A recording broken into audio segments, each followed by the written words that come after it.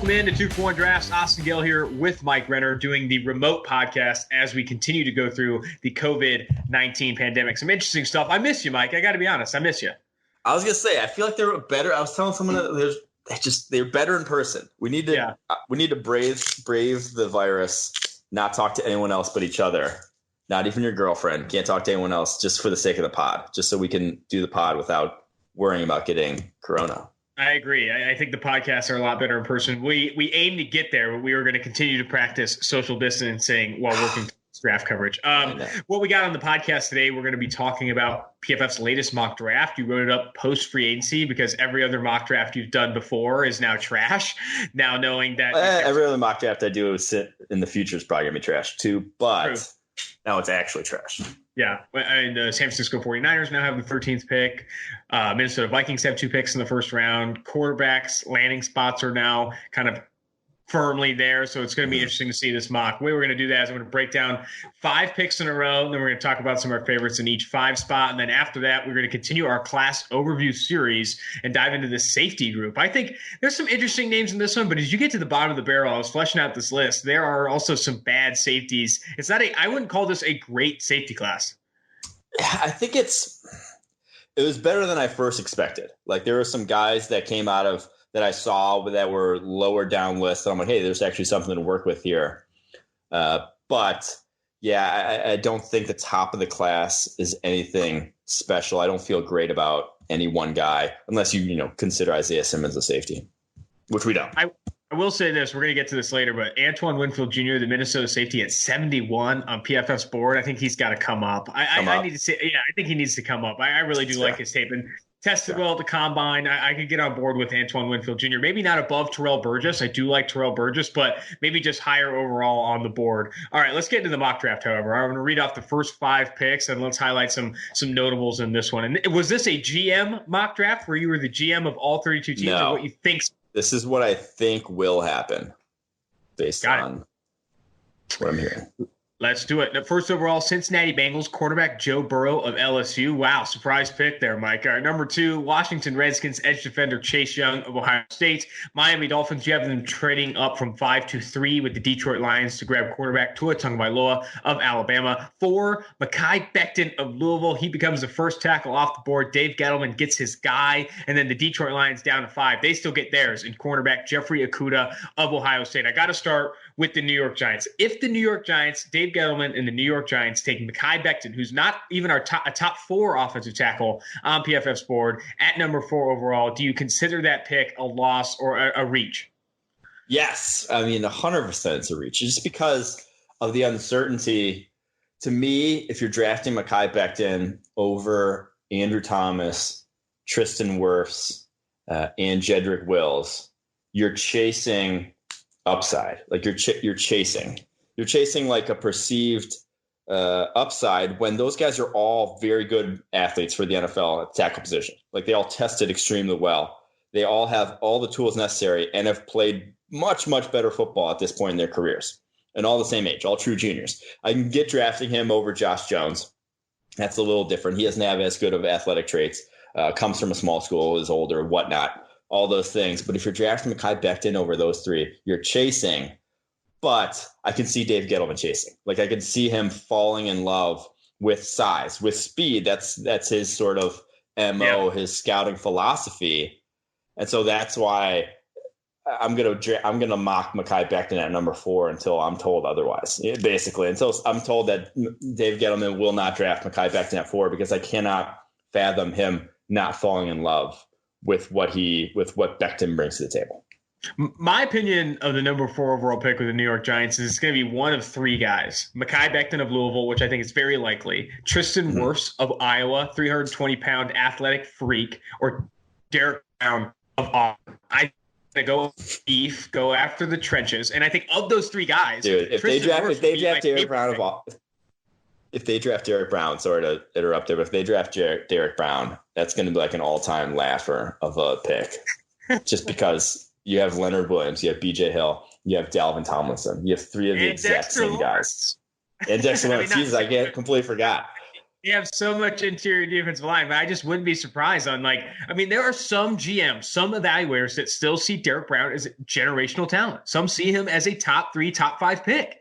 And I think if there was going to be an evaluator that does that and that's actually making decisions, it would be Dave Gettleman. But I think the best case scenario, knowing Dave Gettleman, if it was between those 3 guys, in my opinion, would be Tristan Wirfs. I mean, he's already got good production at Iowa.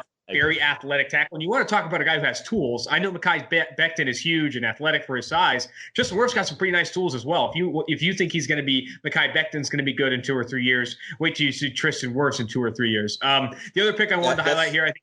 Go ahead. I was going to say those are the 2 who I'd I'd say there's a 95% chance it'll be. Although actually no, Isaiah Simmons as well. So those are the 3 guys who I think one of those 3 will be the pick for the Giants. Becton, Wirfs. Isaiah Simmons. If you throw Isaiah Simmons in there, I think that would be my favorite pick over Wirfs and Becton, just because that makes the defense so much better. And I think it goes against the grain maybe of what Dave Gettleman has done in the past in terms of just adding beef in the trenches. He adds an uber athletic, positionless player that can do so much for him. No, but he's going to draft Simmons and then he's going to make him a safety because then he's huge for a safety. Loves the size. The other pick I wanted to highlight here, we've talked enough about Joe Burrow to Cincinnati, Chase Young to Washington, and Tua Tagovailoa to Miami. I think the Detroit Lions, this is one of the dream scenarios for the Detroit Lions, in my opinion. Trading down to 5 or 6 and still getting Jeffrey Okudah of Ohio State. He fits perfectly in Matt Patricia's scheme. This is the exact player they should be targeting at 3 overall if they don't trade down. If you're able to grab additional picks and still get your guy, I think that's a slam dunk draft for the Detroit Lions. I don't see how that doesn't happen at this point is the thing. Like, I can't. The only scenario would be if Tua, doesn't get cleared medicals. But like, the Chargers are desperate. The Dolphins are desperate. One of them's going to flip up, and the other one's not going to draft a cornerback. Because they both Chargers. I guess the Chargers could feasibly draft Jeffrey Okudah if they really don't love Justin Herbert. But I think they're firmly into. Like I said, they're not going to be one of. It's not going to get to them. They're going to, if they're trading up to 3, they're drafting Tua or they're drafting Herbert at 3. So, all right, let's move to the next 5 picks here on the 2020 NFL mock draft, the latest on PFF.com. Los Angeles Chargers grabbed quarterback Justin Herbert of Oregon, despite saying they want to stick with Tyrod Taylor. This is their quarterback right now, Justin Herbert at 6. Then the Carolina Panthers, they kind of luck boxed and Isaiah Simmons of Clemson at 7th overall. I think this would be a steal for this Panthers team. Arizona Cardinals at 8 grabbed Tristan Wirfs of Iowa. 9, Jacksonville Jaguars grabbed Derek Brown of Auburn. And 10, Cleveland Browns offensive tackle Andrew Thomas of Georgia. Got to start with the Los Angeles Chargers grabbing Justin Herbert. Do you think if they can't get Tua, they are going after Justin Herbert? Do you think that's that's the move they want to take? Yes, I can't feasibly see how you're going into a new stadium in the Chargers. You're getting the laughingstock of the league in terms of your fan base being non-existent at this point. You need something to rally a fan base. Tyrod Taylor as your starting quarterback is rallying no fan base. You need like a QB that's going to sell jerseys. That's why I think they're going to, make a massive play for Tua. And if not Tua, they can't just be like, oh, sorry, we didn't get a quarterback this year. They still have to get a quarterback. So they're kind of pigeonholing themselves into one. And so that's why I unfortunately think Justin Herbert will be their guy if they don't, if they can't bid high enough to get Tua. And it just doesn't make sense for them not to go after it. This isn't a tanking roster. They're not going to be drafting 6th overall next year, even with Tyrod Taylor. I think you could see them drafting it between 8 and 15 with Tyrod Taylor under center and maybe health around him. But you need to go get a quarterback now that you're drafting 6th overall. Try and trade up with the Detroit Lions to go grab Tua Tagovailoa. I think this Chargers roster is not one that needs to be tanking and hoping for a top 5 pick next year. I think they need to be going after a quarterback now with the current assets they have. All right, we're going to move past Isaiah Simmons to Carolina. I think the fit makes sense. He's a great player at 7th overall with Luke Kuechly retired. They just continue to add talent to that roster with Isaiah Simmons. Tristan Wirfs to Arizona. You've mocked Tristan Wirfs to Arizona a handful of times, a very athletic offensive tackle. That one's been, since the beginning. Yeah. And the Arizona Cardinals ran the highest percentage of screens, wide receiver screens, outside screens than any other team in the NFL last year. You need movers at offensive tackle to do so. I'm jumping to Derek Brown to the Jacksonville Jaguars. Do you think that's good value? Do you think that's good value for the Jacksonville Jaguars to take Brown at 9? No. This isn't what I would do. They still have Caldwell as the GM, and I think his draft strategy has been a little all over the map and not necessarily focused on value over the course of his years as GM. So there's not, and again, the Jaguars have been an odd team where there's never good fits for them. It seems like when you do mock drafts all the way back to the year they drafted Leonard Fournette, where it was like, they really probably should draft a quarterback, but they're not going to, or they should draft a cornerback, but they're not going to. Marshawn Lattimore would have been a fantastic pick. And then sure, in retrospect, they would have loved to have drafted him at 4 instead of Leonard Fournette. But I think they're in a similar situation now where it's like, yeah, you'd love to draft CeeDee Lamb here. You'd love to draft Jerry Jeudy here, but you do have, DJ Chark. You have some other guys in that roster. Names eluding me, the Oklahoma wide receiver, D.D. Westbrook. You have other guys. You have other options there at wide receiver. Yeah, but those guys aren't that good at DT. That's the thing, though. That's why I don't think. My opinion of this 9 pick is that this is the top receiver on the board. Don't grab Derek Brown. Don't grab Derek Brown. It's not worth the 9th overall pick in this draft. You do not want to be drafting in the top 10 and come out of it with Derek Brown of Auburn. Not saying he's a fantastic player. I just think his value isn't worth top 10 selection. With that being said, take your favorite between CeeDee Lamb and Jerry Jeudy. Try and give Gardner Minshew more weapons than two what I would call very inconsistent receivers in DJ Chark and D.D. Westbrook. Like, both of those guys have not had consistent production over the course of their careers. Go grab a true number 1. Go grab somebody that can be a difference maker for Gardner Minshew, in my opinion. But I know this isn't what you would do. This is what you think the Jacksonville Jaguars do. In my opinion, if they do take Derek Brown at 9, that is a miss, in my opinion. All right, Cleveland Browns, everyone's mocking an offensive tackle to them, and I think Andrew Thomas, PFF's top tackle on the board at 10, makes sense for Cleveland Browns. Moving to the next 5, New York Jets, offensive tackle Jedrick Wills of Alabama. Las Vegas Raiders at 12 grab CeeDee Lamb of Oklahoma. San Francisco 49ers via the Indianapolis Colts trading DeForest Buckner for Jerry Jeudy of Alabama. Man, with Kyle Shanahan, that sounds just awesome. Tampa Bay Buccaneers at 14, they grab Javon Kinloch, not an offensive tackle, which is interesting. I know that's a pressing need for them. And 15, Denver Broncos wide receiver Henry Ruggs. Let's start here. Let's start with the New York Jets. What they've done this offseason is puzzling. They've tried to workshop that offensive line with a lot of depth pieces. I think you've said it before, but the Connor McGovern signing is probably the best of all the offensive line signings they've done. They just added Brashad Perriman, I believe. This receiving core is bad, and I know the offensive line is bad too, but why not a wide receiver at 11, and why Jedrick Wills over guys like Lamb and Jeudy? I think it's because you can get one later on in this draft. Like, you can't get another tackle quite like Jedrick Wills later on. Like, you're not even going to come close to that. If you're drafting it, like, you're going to get another Chuma Edoga if you're going to draft a guy on day 2 of the New York Jets at offensive tackle, where it's just year 1's probably not going to be good. Like, you're not going to have that guy right off the rip. Now, if you're talking about in the second round, pick 48, a wide receiver like a KJ Hamler could be on the board. A Michael Pittman could be on the board there, where you can plug that guy in and he'll be an upgrade for you. But an offensive tackle, it'll be an upgrade for you over George Fant, and Chuma Edoga might not be there. So I think that's why I would go out and get my guy at number 11 overall. It's just the positional scarcity argument there, even though a CeeDee Lamb or Jerry Jeudy would move the needle a lot in that offense.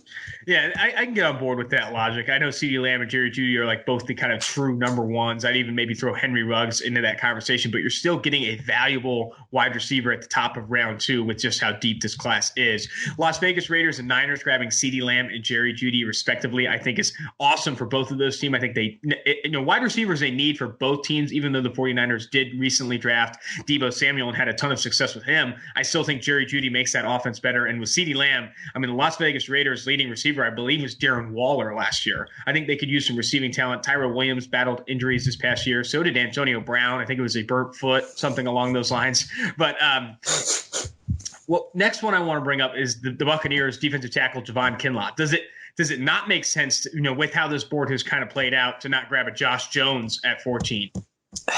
And this one, again, I think it does, but they really don't have a lot of options at 3 tech at the moment, or along their defensive line. They're just sort of thin.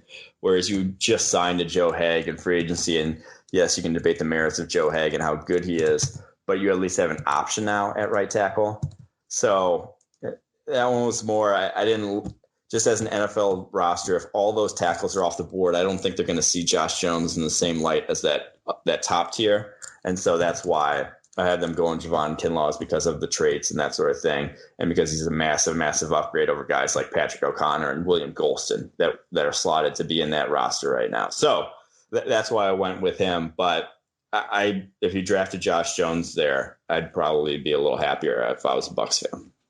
Yeah, I like Javon Kinloch a lot. I think I like this pick more than I like Derek Brown at 9 overall, largely because Javon Kinloch has proven he can rush the passer at a high level, and he doesn't even have a ton of moves yet. This guy's still getting a lot better, still learning the position. Him alongside Vita Vea, I think, would be pretty spectacular for the Tampa Bay Buccaneers. Denver Broncos, they grabbed the fastest receiver available. I mean, Henry Ruggs to the Denver Broncos has been mocked a ton. So is Jalen Reagor at that spot. I mean, they're going after receiver. We've talked to a handful of people say they want speed at wide receiver coming up, trying to take advantage of Drew Lock's big arm. I think Henry Ruggs at 15 is a lock for Drew Lock if he is there available. All right. So people have been talking about, I just wanted to people have been talking about Henry Ruggs being the first wide receiver off the board in this draft, possibly. Where would he go? Like, who would take him before this? Not to say no one would take him before this, but what fit would make sense that you would take? Because the Raiders, they have Tyrell Williams, who has speed, who is not necessarily a complete wide receiver. They need like a number one type of guy. 49ers have Marquise Goodwin. Like, I don't see either of them necessarily going and getting a Henry Ruggs. I mean, Tampa Bay, I could see that, but they have other more pressing needs at this point in the first round. Anyone in those top 10? I mean, maybe Cleveland. That, like, I feel like everyone else has more pressing needs where I can't see Ruggs going ahead of the Jets. Just signed Perriman. The Jaguars possibly, but they have DJ Chark who ran the 4.3s. Like, no one needs that pure deep threat on their roster at this point. I would not be surprised if the Raiders went Ruggs. I think going after speed, betting on that he'll improve as a route runner, betting that he can be this true number one. I would not be surprised. Yes. Unlock the car, the cannon, unlock the car. But the Ferrari.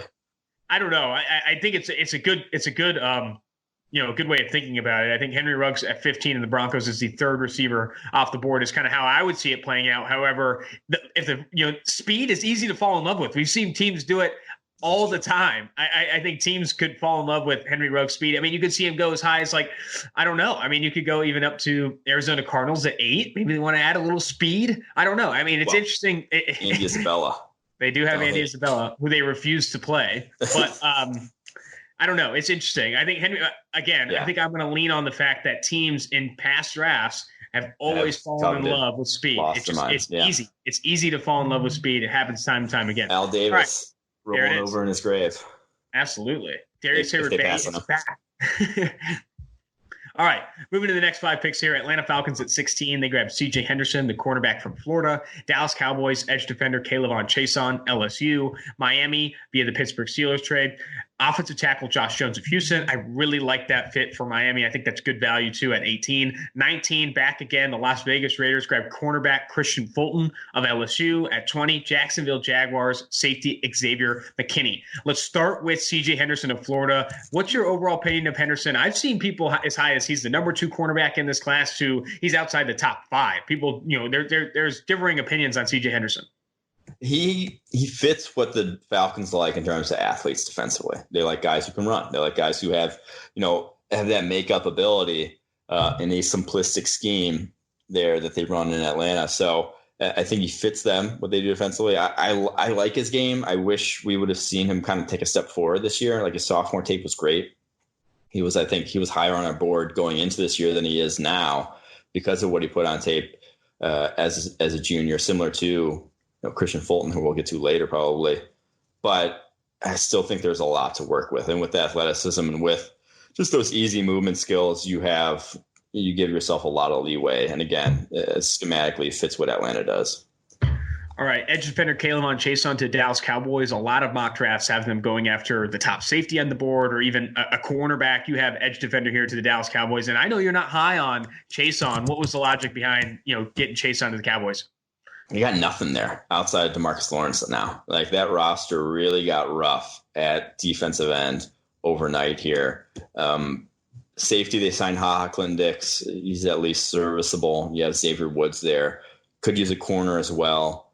But I do think edge with how, Dorrance Armstrong starting to cross from DeMarcus Lawrence right now. You got Joe Jackson on the roster. Like, these aren't impact guys. I think if you get an athlete like a like Kayvon there at 17, I could see them pulling the trigger. All right, moving past the Josh Jones to the Miami Dolphins, I like that value. I think for the Raiders at 12, they grab CeeDee Lamb, and at 19, they grab Christian Fulton. That is that is a dream draft for the Raiders, definitely in the first round. I think they should be going after a wide receiver at 12 and a cornerback at 19. I think the value from a BPA standpoint will be there, and that fills needs for this team. I think the Raiders are in a very good spot in this first round to improve, unlike maybe last year where they kind of went against the grain. Cleveland Ferrell, Josh Jacobs, and Jonathan Abram, guys at low positional value positions. But I think this time, I think it's going to be good. All right, Jacksonville safety Xavier McKinney. This is the first safety off the board for you. Number 20, the Jacksonville Jaguars. You, however, have Grant Delpit as the top safety in this class. Why Xavier McKinney to Jacksonville?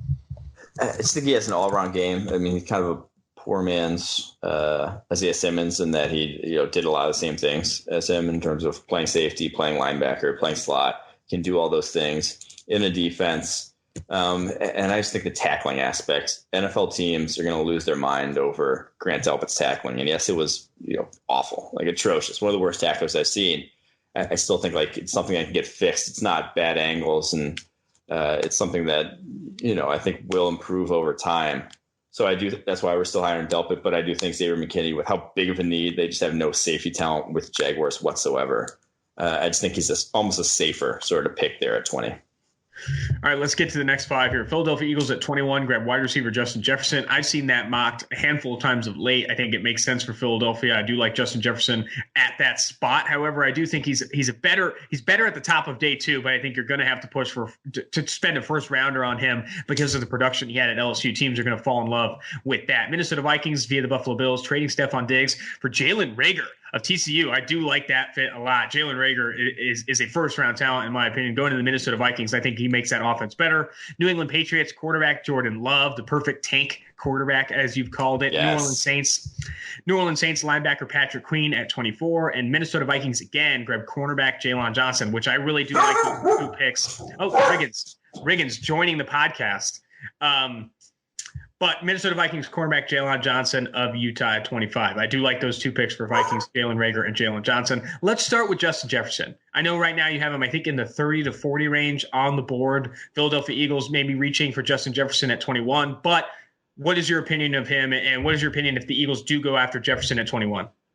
I just think they need any sort of speed, and he fits what Carson Wentz likes in terms of his ball skills. Like he was incredible, 12 of 13 in contested catches this past year. Like Wentz will give guys chances up the seam and give guys chances in contested situations, like we've seen with Zach Ertz over the course of his career. He'll throw to him even when he has been guarded. So if he gets a guy, it's Justin Jefferson's a guy who's easy to trust right off the rip, I think. And that's big, I want to say, for the Eagles and that receiving core. Yes, they still have talent, but I don't think he trusted any of those guys outside of Alshon Jeffrey last year. Like he just wasn't willing to give them those same chances. And so a guy like Justin Jefferson will build that rapport quickly. And at the receiver position, that's what they need at this point. All right. Analyzing the two Vikings picks, Jalen Reagor and Jalen Johnson, I think this is good value. Again, wide receiver and cornerback. If you got two picks in the first round and you're coming away with one of these wide receivers and one of the cornerbacks at the back end, I think you're getting good value because I do think at the back end of the first round that 20 to 30 or 20 to 35 range is, I think, where you're going to see a little bit of a run on cornerbacks. And I think the Vikings are smart to grab Reagor and Jalen Johnson. Yeah, Reagor, they need to replace that deep threat. Now, you're not going to ever replace Stephon Diggs' route running and his ability to get open. Like you're not going to replace all of that, but you need to replace that deep threat, or you risk running being the Patriots from last year. You risk running being the Eagles, where no one respects you throwing down the football field. And so I just think some speed, some explosiveness in that receiving core is necessary. Reagor obviously brings that to the table. So he's not going to be Stephon Diggs off the rip, but he will replace at least that aspect. And then with the cornerback pick, obviously they need defensive tackle. Obviously they need edge. But Mike Zimmer has, over the course of his coaching career, coveted cornerbacks. He has been willing to draft cornerbacks again and again. Drafted Mike Hughes in the first round a few years ago when they already had Xavier Rhodes and when they already had Trey Waynes in place. Now they don't have those guys, and now they don't have really anyone else besides Mike Hughes. They got Holton Hill, but you got Nate Meters. You got a lot of nothing there. Chris Boyd, That's not doing it for you. You need something. So I think it's probably a more pressing need than edge at this point. And Mike Zimmer's defense, he knows that cornerbacks matter. And Jalen Johnson just feels like a Mike Zimmer cornerback in terms of he's never necessarily drafted the most traits-based guys. A lot of times it's been heady corners who are playmakers and tape study sort of guys. New England Patriots grabbed Jordan Love at 23. We've talked about that a little bit in the previous podcast, but Jordan Love to New England, I think, does make a ton of sense if they are indeed trying to tank for a Trevor Lawrence or Justin Fields. Because if he turns out great, then you have something to build off in 2021. If not, you're going to be drafting inside the top 5, top 3, and able to grab one of the better quarterbacks in next year's class. And then Patrick Queen, LSU, stays in New Orleans to the Saints. I think they'd like that pick as well, even though Demario Davis has played well for them. A little bit long in the tooth, could be an opportunity to replace him down the road. All right, moving to the last 7 picks, a little bit of a speed round here. Detroit Lions at 26 grab offensive tackle Austin Jackson of USC. Seattle grabs offensive tackle Ezra Cleveland of Boise State, the combine freak who really turned in a great performance in Indianapolis. Baltimore Ravens linebacker Kenneth Murray. Tennessee Titans defensive tackle Marlon Davidson of Auburn. Green Bay Packers, you've seen this time and time again. Wide receiver Denzel Mims of Baylor. What a dream pick for the Packers at 30. San Francisco 49ers with their second pick in the first round, Cesar Ruiz, the interior offensive lineman from Michigan, and the Chiefs take cornerback A.J. Terrell of Clemson. Let's start with the 2 offensive tackle selections, Detroit Lions, Austin Jackson, Ezra Cleveland, Boise State to the Seattle Seahawks. Both guys are not valued as first-round players on PFF's board, but could you see these teams maybe reach on an offensive tackle at the back end of round 1? Yeah, I don't think the Lions want to play Big V at tackle. Like, I don't think anyone really wants to be playing Big V at tackle is the thing. Like, I think he might be kicking inside the guard. And at that point, this is the pick that in the theoretical trade they made back for Miami that they got in return with it would take more compensation, I would bet, than just the 26th pick in real life, but that was Mox only going 1 round. So Austin Jackson there, I don't love him, but he's not even 21 years old yet. We've seen how big the learning curve is for offensive tackles. He's got traits that are easy to fall in love with. He's a plus athlete for the position. So I could see him. I would bet he probably still sneaks in the first round. Similarly with Ezra Cleveland to Seattle, like, he has all the athletic traits to succeed, hasn't quite played up to them just yet. But Seattle, we know they love drafting athletes, and especially along the offensive line here with, Brandon Shell, Cedric Ogbuehi, guys they signed to fill the right tackle position. I'm not trusting either of those guys with Russell Wilson's health at this point. So go out and get another guy to add to that mix, even though they have a ton of needs now defensively still. Other pick I want to highlight only because we haven't talked about this player a ton. Cesar Ruiz of Michigan, the interior offensive lineman. What's your opinion of him? Give me a little bit of the strengths and weaknesses for Cesar Ruiz. Ideally, the way this played out in terms of the first round, I think this is a great trade back pick for the 49ers, because I do think they would want someone like a Cesar Ruiz in there. Like, you want an interior offensive lineman with how much they emphasize the run game, with the fact that Tom Compton's in that right guard right now. I think like they don't have a guy. Mike Person left.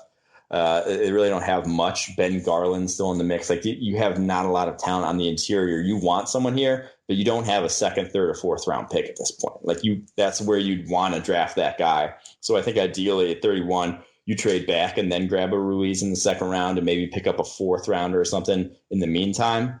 But if they stick here, I like Ruiz a lot. He has all the athleticism, scheme versatile. I think he can play any interior offensive line position. I think that's something that the 49ers would covet.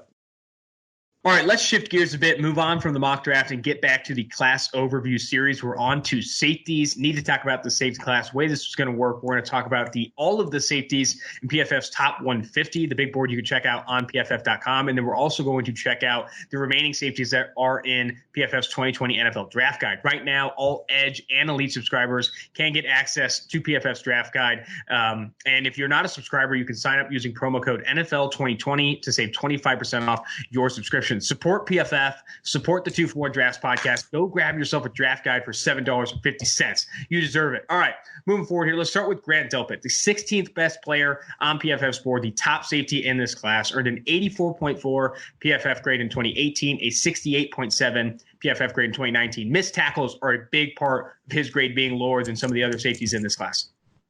Yes, it's just something you will have to live with. Like, he missed a quarter of his tackles. But the coverage aspect, what he brings to the table, like he could legitimately probably move to cornerback, and I'd still consider him, possibly in the first round with how good he is in coverage. Like he's so smooth, has so much range. I just think you draft that highly still, and you can find a role for him, whether it's moving into the slot, whether it's playing mostly deep, that you're not going to ask him to tackle nearly as much as he did probably at LSU. LSU had him in the box a little bit more, had him playing around the ball. Like you can find a role for him that's not going to expose that tackling issue, but also can emphasize what he can do in coverage. And that's, I think he's just better in coverage, and to me by a good margin, than any of these other top guys. Just has a more versatile skill set.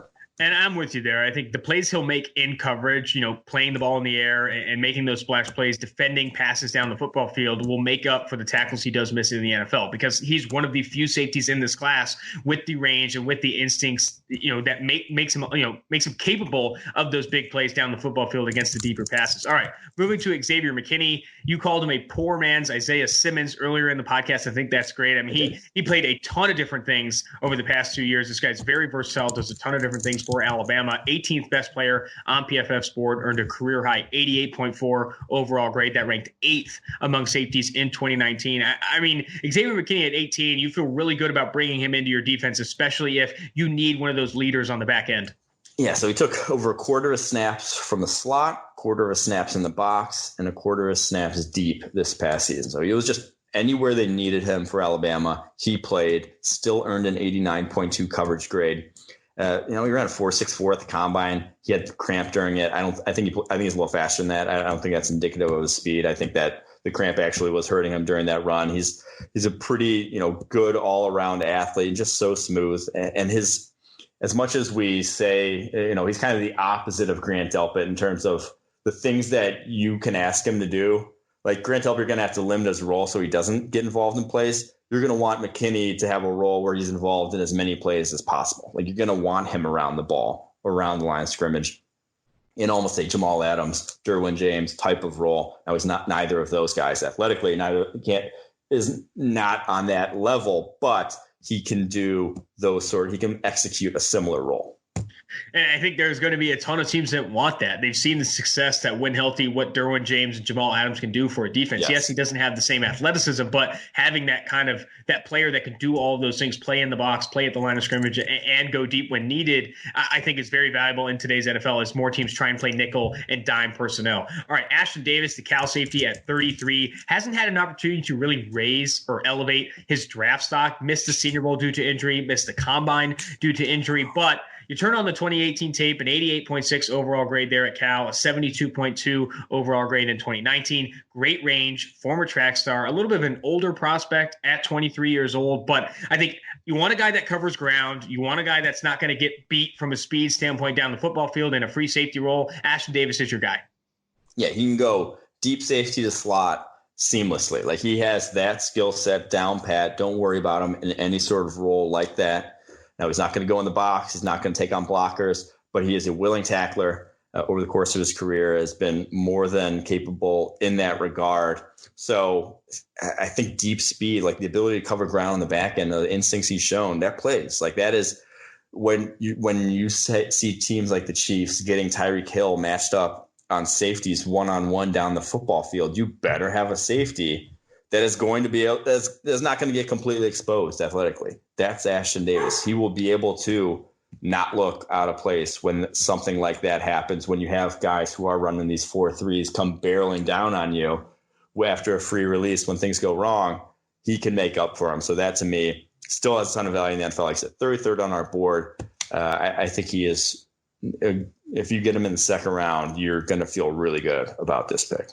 And we talked with him a little bit, I think, at the Senior Bowl and at the Combine. Talked to him about, his role and where he wants to play in the NFL. And he was saying, playing in the slot is something that I can do at a high level. He said, I love playing against move tight ends. He said tight ends are just so limited athletically. I mean, the tight ends, I guess he's gone against in terms of change of direction. Like he's able to stick and hit pockets a lot easier than other safeties in this class. And I think you look at over the past 3 years, team defenses have looked to find a kind of tight end neutralizer, a guy that can play man coverage against move tight ends and bigger tight ends. I think Ashton Davis against some big boys maybe doesn't hold his ground, but against athletic move tight ends like Evan Ingram and those types, I think he can do a lot of good things for defense, in addition to playing Tyreek Hill and other faster receivers deep down the football field in a free safety role. All right, 51, Kyle Duggar of the Norrhine. You've talked about him maybe moving to linebacker. This guy belongs in the box, regardless. Exactly. If he's a linebacker, if he's a safety, you need to get him around the football. You need to get him around the line of scrimmage. This guy's explosive. This guy's tough. I think he comes in the NFL and, again, plays a role where you're always around the ball, always around the line of scrimmage. Yeah, and it's because, twofold reason why. One is because he is so good around the ball. Like, he's a fantastic tackler. Like, he hits guys like a brick, can take on blocks. None of that is a problem with him. And the other is because maybe it was just the fact that his competition was pretty rough there at D2 Lenoir Ryan, and that he could get away with it. But he was not, a heady breaking on route sort of deep safety, that sort of guy. He kind of was wait for the quarterback to cock, tell me where he's going to throw, and then I break on it because I know, I'm athletic enough. These guys are throwing noodles down the football field that I can still make plays. So it's just he might have a rocky transition if you're asking him to play deep a lot. Like that's not where the game's going to be the most similar to what he saw back at Lenoir Ryan.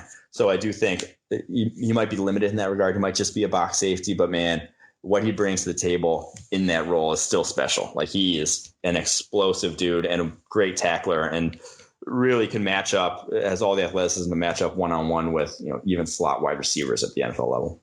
His measurables are awesome. He's very athletic, very long, explosive, like you said. In addition to be able to play downhill and play in the box against the run and those things, I think, running backs are getting used as wide receivers more and more every year. And I think finding guys that can stick with the Austin Ekelers, Saquon Barkleys of the world is very important, especially when they are playing in the box. I think Kyle Duggar can do exactly that. Moving to Geno Stone, the 52nd ranked player on PFF's board right now, right behind Kyle Duggar, earned an 88.4 overall grade in 2018, a 83.4 overall grade in 2019. I'll tell you what, these Iowa safeties always grade well. If you know the scheme, you know what you're doing in that defense, you're going to grade well because you get your hands on the football and you don't make mistakes. Geno Stone, maybe not the same level athlete as some of these other guys we've talked about, but he doesn't make mistakes mentally, and I think that has a ton of value specifically at the safety position.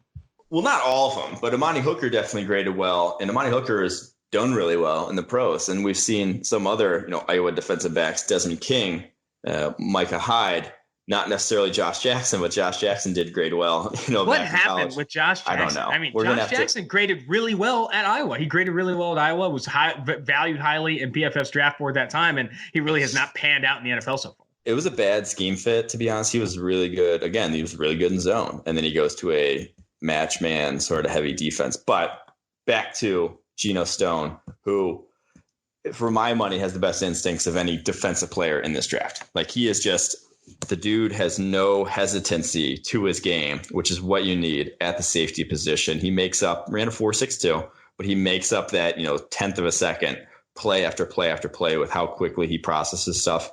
Passer rating in his coverage for his career, only 44.0.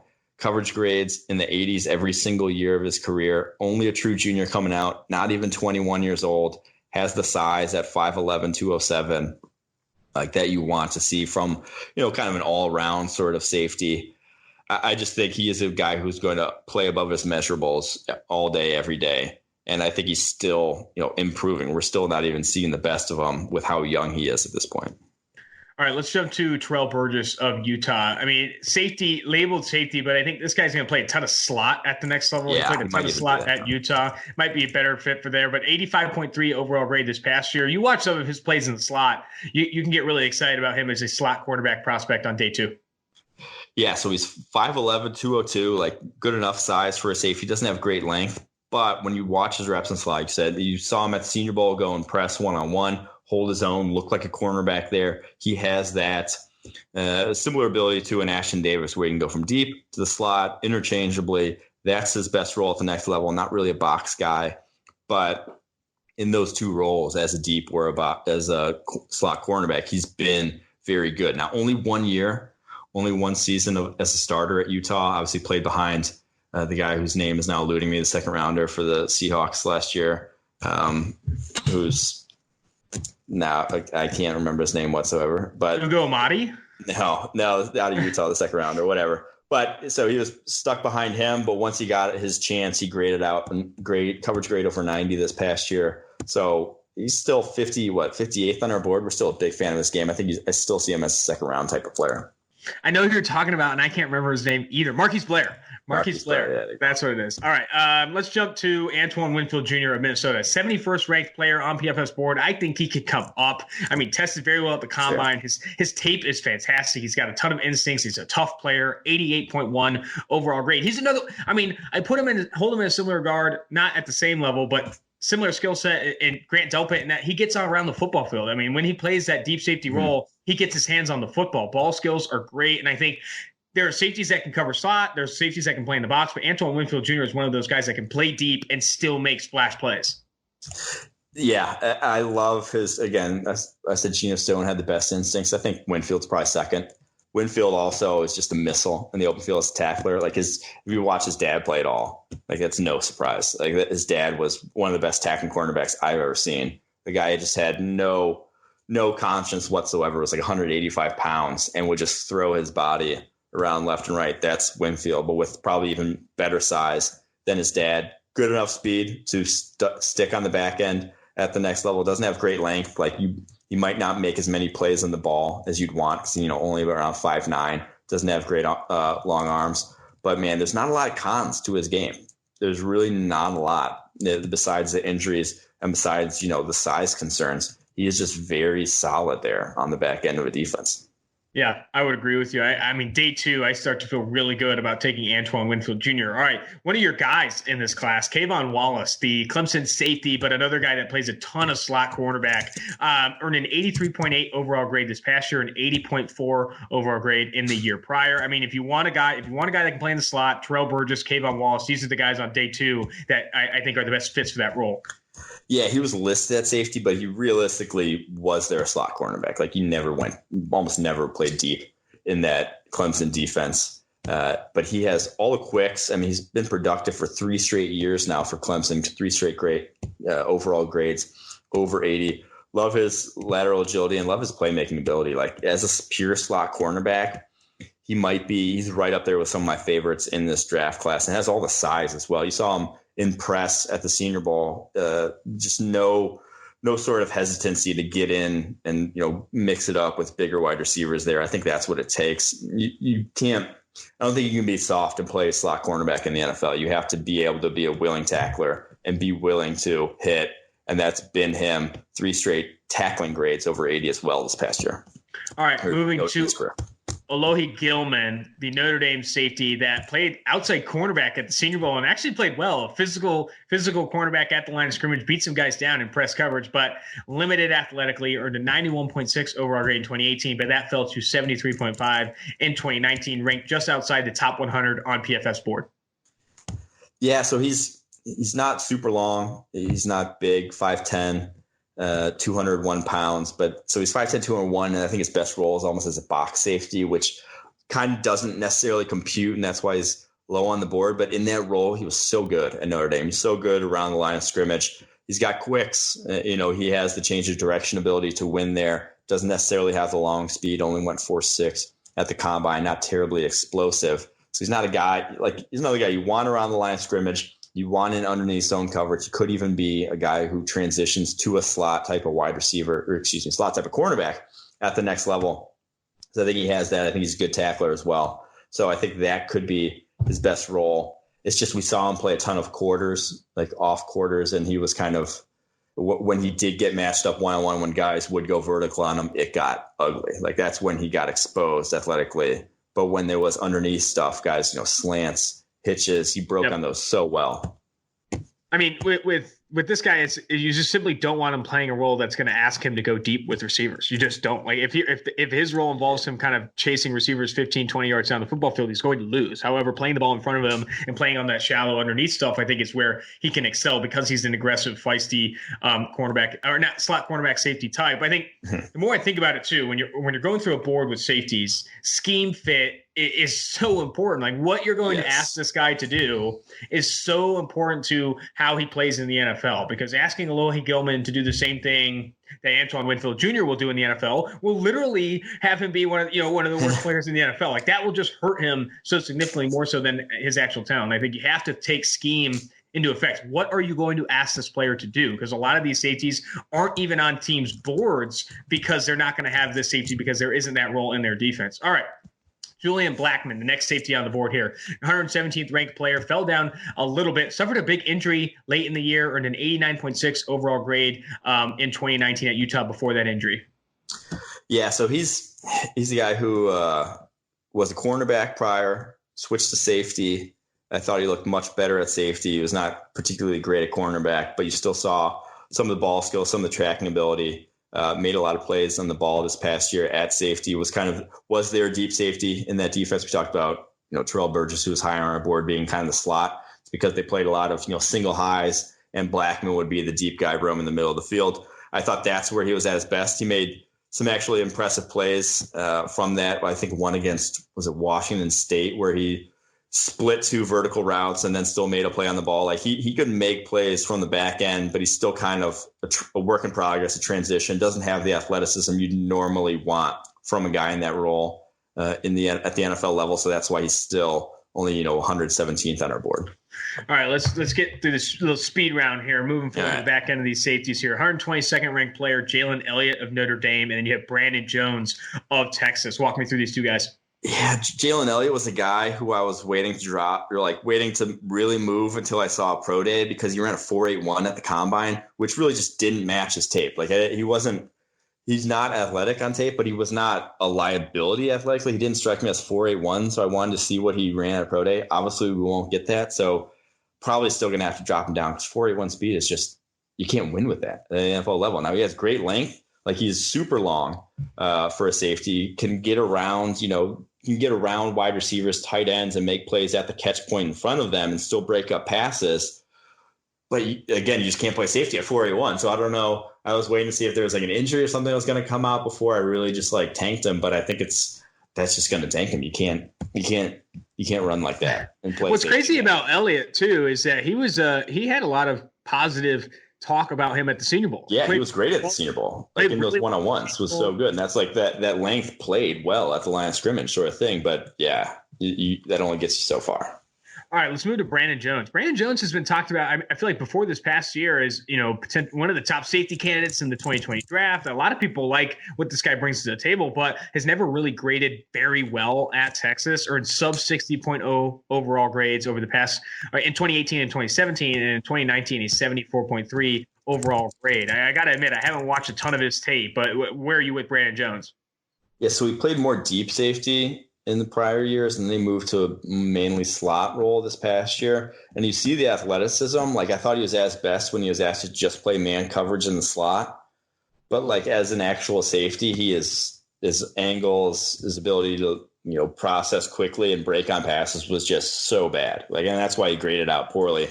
You're going to get exposed if that's the case in the Big 12. So I didn't really get the hype on him. But there's talent there, but it's just not. It's not translating to a football field until he was dropped down and asked to execute a far more simplistic role this past season. So again, there's still something there, but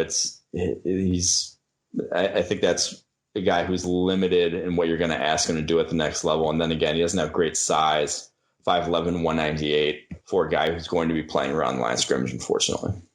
All right, last three safeties in PFF's top 150 are Jordan Fuller of Ohio State, Levante Taylor of Florida State, and Tanner Muse, if you still want to call him a safety, of Clemson. He ran very fast 40. I think it surprised a lot of people, but this guy's playing in the box at the next level in kind of like a linebacker type of role. Yeah, so Jordan Fuller is interesting because he actually graded out really well as almost purely a deep safety this year for Ohio State. But I think he's better in the box. He's 6'2", 203. He has all the traits you want as a box safety, was good at taking on blocks.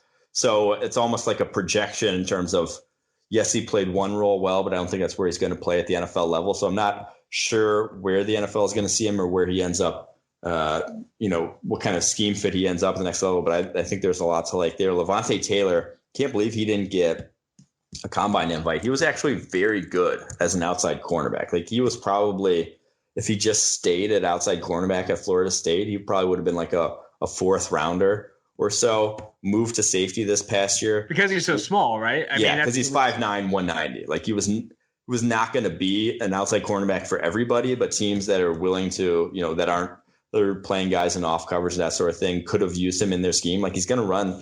He ran like the 4.3s coming out of high school. This guy was a 5-star recruit.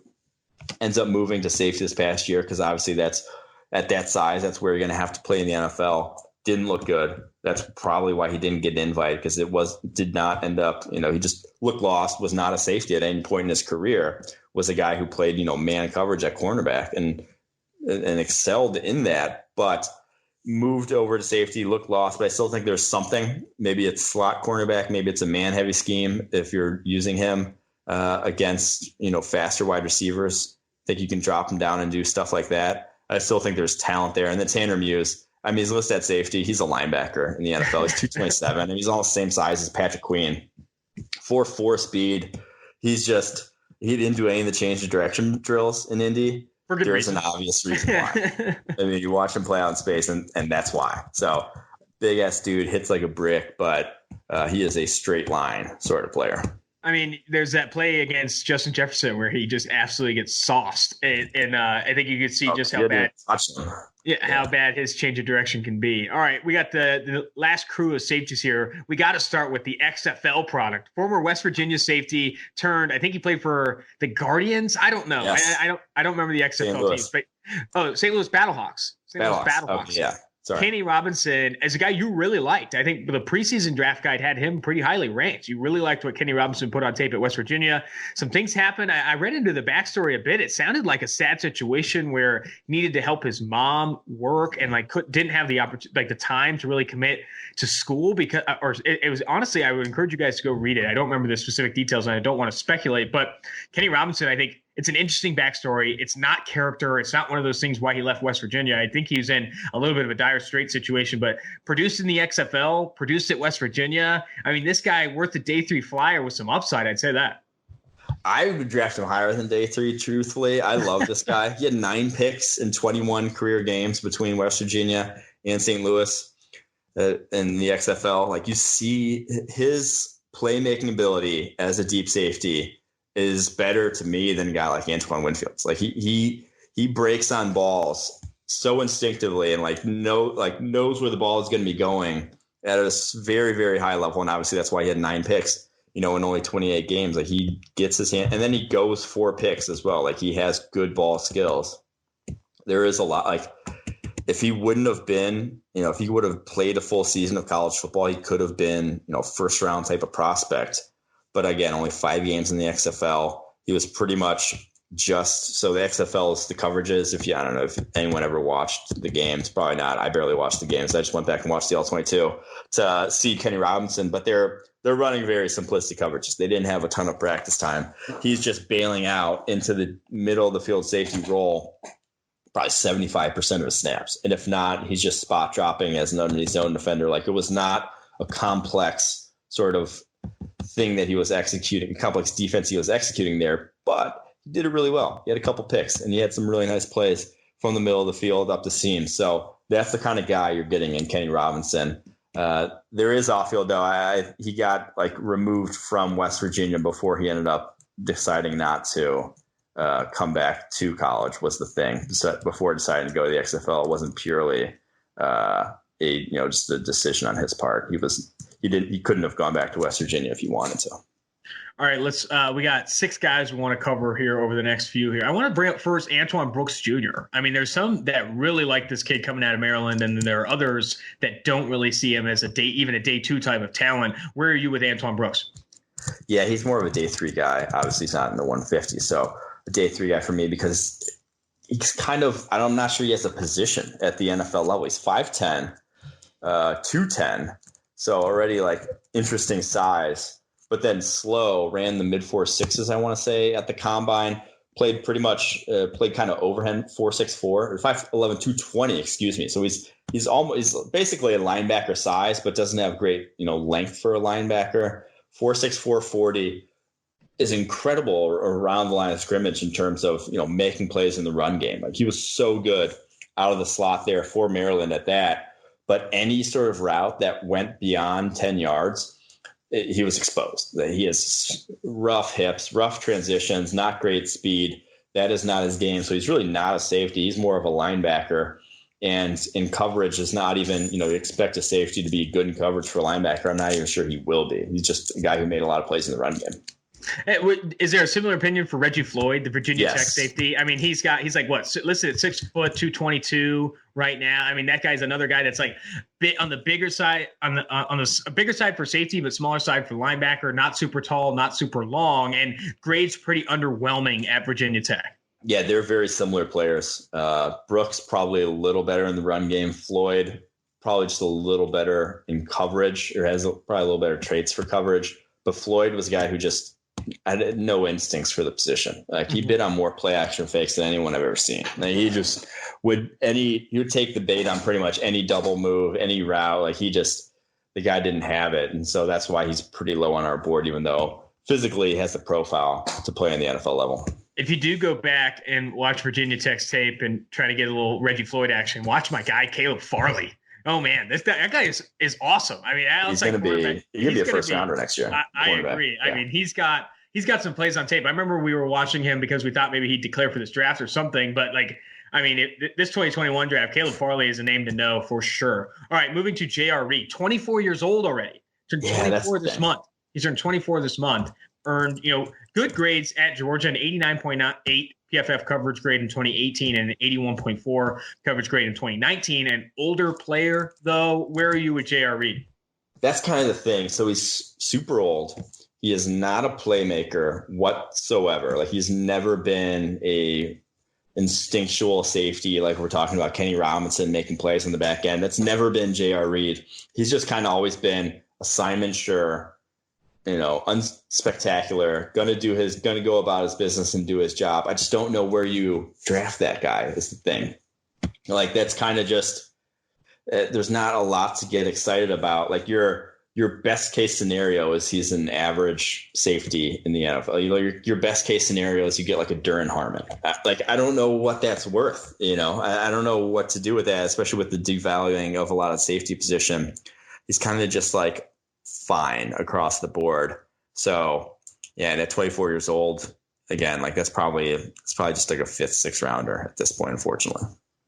You hate to see it. You definitely do. All right, La Tech. I want to bring up this lot. L'Jarius Sneed, first team all name scouting. Absolutely. L'Jarius Sneed is awesome. However, I have not watched a ton of his tape. He's got a lot of reps, played over 2,200 snaps at La Tech over the past 4 years. But I got to be honest, I'm turning on La Tech tape. It's for Amik Robertson, not L'Jarius Sneed. I haven't seen him a ton. Give me your opinion of L'Jarius. So he's fast as hell. I mean, he ran at 4.3 something at the combine, has length, has pretty long arms. It used to be a cornerback, was a guy who just moved to safety this past year. I wouldn't be surprised if there are teams that are asking him to move back to cornerback with his safety tape because it wasn't great.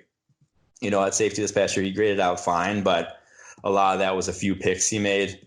He can cover a ton of ground on the back end, but like he doesn't take great angles to the ball.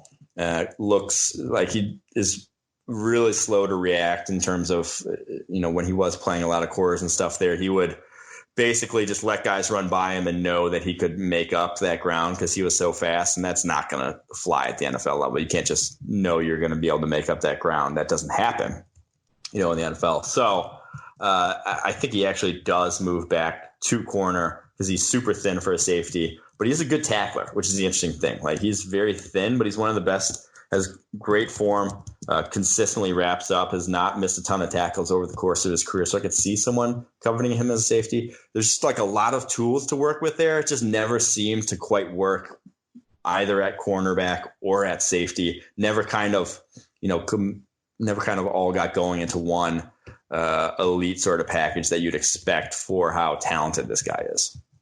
All right, two safeties left on the board. One of them, first guy we'll bring up is Cameron Curl or Cam Curl of Arkansas. We talked about this a little bit before we recorded the podcast, but you like what Cameron Curl put on tape. The best thing I've got to bring to the table for Cam Curl is that doing the background information for the 2020 draft guide, he was suspended for flirting with Mississippi State cheerleaders before a game. And he was taking pictures of them apparently and talking to them. But I mean, if you think that's an off-field concern, that's your call. I think this guy's a baller. And I mean, if he's gonna chat up the chicks, I mean, I'm all for it. Yeah, I mean, some guys will have that as a red flag. Others, that goes in their pros column, depending on you want to talk about a locker room leader. You want a guy that can really just go all in. I think Cameron Curl. I like what I see. He has good size and length. Like he could be a legitimately good box safety at the NFL level. Like I really like his ability. If you're talking about a guy on day 3, I almost included him. I released an article about the top 10 sleepers in this draft class. I almost included him in that because I think he's that good. And he only came out as a true junior. Like this guy declared early, had a really good year for Arkansas, got lost in a terrible Arkansas team that had an 89.6 coverage grade this past year for them. I just thought he was really assignment sure and made some good breaks on some underneath routes to where I think you can win with this guy as a box safety. Obviously, I don't only 4.6 at the combine, doesn't have great speed. I didn't play a ton on the back end for Arkansas, but I think there's something there. And again, I'll take a chance on the younger guy who's already shown me something than someone like a 24-year-old J.R. Reed at this point. All right, I have to add more to the Cameron Curl story because I found a great string of sentences in this article. So to add to this, he was a sophomore, just a sophomore, 19 years old, ahead of a Mississippi State game. Talked to the dance team, not the cheerleaders, which I don't know how that weighs in for you, but I don't necessarily hate it. Here's the string of text here. Cameron Curl and Ryan Pulley were suspended for their final regular season game after socializing with members of the Mississippi State dance team prior to kickoff. Arkansas lost the game 52-6. I feel like that's salt in the wounds, baby. You flirt with the cheerleaders and then get dogged. That's gonna show up next week when you get suspended. If they won that game, I think it's a different story. But interesting stuff with Cam Curl. I like that you highlighted him as potential sleeper. Last guy, Jeremy Chin. I think Southern Illinois. Where did this guy go? Southern Illinois, small school product, not held in the same regard, at least by you, to Lenore Ryan kid Kyle Duggar. I think because Jeremy Chin, yes, very athletic. Both Duggar and Chin, very athletic, but the tape for Chin is nowhere near as impactful or as game-changing as what Duggar put on tape at Lenore Ryan. Well, so Chin, I don't think necessarily he played lesser competition, yes, but the role he played, like you can still glean more from what he did. I think, the competition is still closer to NFL level. So I think it matters a little bit more than what, Duggar's tape does at Lenore Ryan. But he played a lot of quarters there. And he just didn't break on stuff quickly. Like he was reacting more than he was reading, routes. Mm-hmm. And that's fine. I lean more towards the guys who are reading and the guys who are seeing stuff develop. And he has all the athleticism in the world to get by with that. He's a freak athlete, probably, could even make a switch to linebacker at the next level, but he allowed 82.8% of his targets. He had 24 of 29 targets last year to be completed. Like he just wasn't consistently making it difficult on opposing wide receivers. Like he just was not a guy. I don't know. I just didn't see that sort of headiness and the sort of, and nowhere near Kyle Duggar in terms of the explosiveness and just the way Duggar attacks. Like Duggar, once he saw something, he attacked with this recklessness. I didn't see that from Jeremy Chin, even though they're similar, level athletes testing wise. So those are my concerns with them. That's why I didn't see him as highly. I just think he's going to have a big transition once he gets to the NFL. You have to scout for headiness. I mean, it's just one of those traits you need to find in safety products and all products, really. But look, moving forward, I want to finish the podcast with this. We went over the mock draft, we went over the safety class. While we were on the podcast, it broke that Adam Schefter suggested that for the draft, because it will be done completely remote, rather than pushing it back, making it 7 nights. A round per night. That was Adam Schefter's suggestion. Mike, I need your initial take. My initial take is I like it from a coverage standpoint. It gives you more to talk about across 7 days and like more prediction, more opportunity for those things. I think coverage-wise, it'd be more fun. However, I do think it would be a grind as well for what we currently do. I was going to say, we don't even care starting like round 5. Like people stop giving a shit. And so to have that be a full night, you're going to have people, no one's going to tune in. Like people stop caring. Or like, maybe they would. Or because day 3 is always on Saturday at like 12 and they run through each pick every like 3 minutes. And they were going to commercial break with guys being announced. If they're announcing these guys one by one and like actually able to give them reports in between picks, I don't know. I mean, maybe there is more hype around making it 7 days. And I'll tell you this right now, the NFL with how viewership has gone over the past 5-10 years, they're not in a position to think doing more would lead to negative return. They could do anything. The Pro Bowl, like dodgeball competition, gets more views than like opening day of the baseball. I mean, it's the NFL could announce a pick a day from now until the season starts. I mean, I wish you were wrong. You're not. I think 7 nights, would be pretty wild, and I'm definitely not against it. The thing I am against is them pushing it back, because if they push that back, then they push the rookie mini camp back, and then everything starts to get pushed back to a point where maybe this season doesn't start on time. I am all for the season starting on time, barring that it can be done safely. I mean, I think that's the obvious take. Don't do anything. I can see going first round Thursday night, second, third round Friday night, 4th, 5th Saturday, 6th, 7th Sunday. Something like that. I'm of the opinion that I think the first 3 rounds would benefit from having their own nights. And then after that, you do 2 rounds of these, 4, 5, 6, 7. Okay. Because round 2, I think there's still a ton of talent on the board. I mean, there's still a ton of talent on the board. And I think it's before the compensatory picks start is where you start to kind of lose interest. Like 4th, 5th round is where like, okay, let's bunch these together. But if they did round 1 Thursday night, round 2 Friday night, round 3 Saturday, and then Sunday, Monday, that's how it finished, I wouldn't be necessarily opposed. Yeah, I don't hate it. All right. Well, that's going to do it for the Wednesday edition of the 2-4 Drafts podcast. Make sure to go to pff.com to check out the latest 2020 NFL Draft Guide, in addition to the latest mock draft we spoke to at the top of the podcast. But this is it. Until Friday, Asa Gale, Mike Renner, 2-for-1 Drafts.